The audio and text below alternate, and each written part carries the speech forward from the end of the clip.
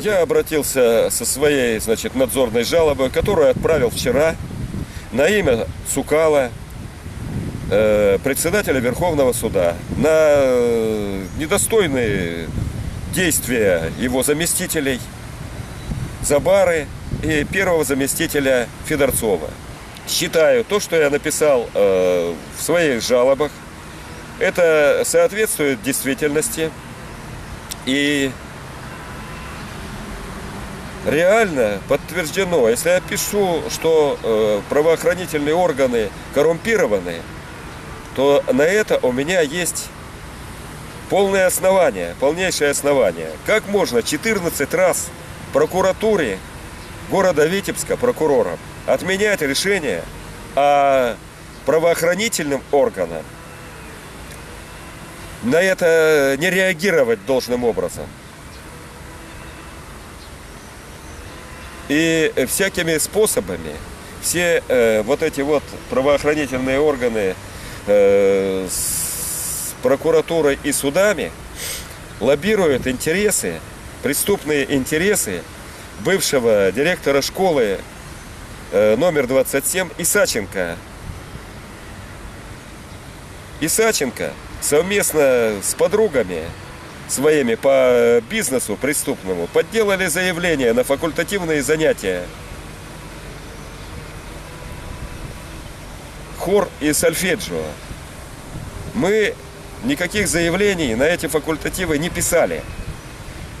Видя это, весь класс, родители всего класса обратились в прокуратуру с привлечением Исаченко и ее поддельников к уголовной ответственности.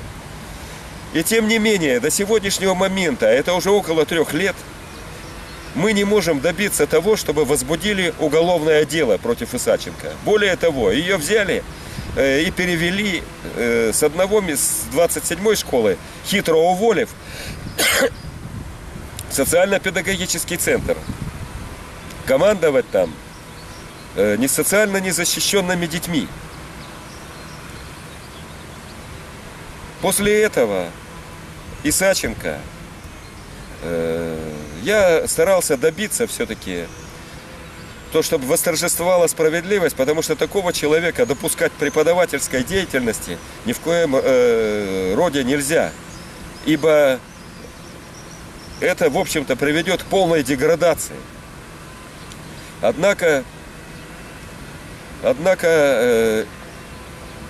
Исаченко продолжает работать до настоящего времени в социально-педагогическом центре. И более того, обратилась в суд с иском о защите чести и достоинства своей чести и достоинства, которое у нее элементарно отсутствует. И суды, коррумпированные суды, пошли ей навстречу.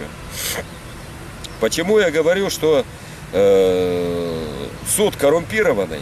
Я писал об этом в своей надзорной жалобе, что судья берет взятки. Однако на это соответствующим органам соответственно прореагировано не было, а наоборот, сверху, то есть в Верховном суде, послышался оклик: кланяйся к ноге. Я не увидел защиты. Уже, казалось бы, в последней инстанции, в Верховном суде. Поэтому прошу председателя Верховного суда, господина Сукала, отнестись к этому серьезным образом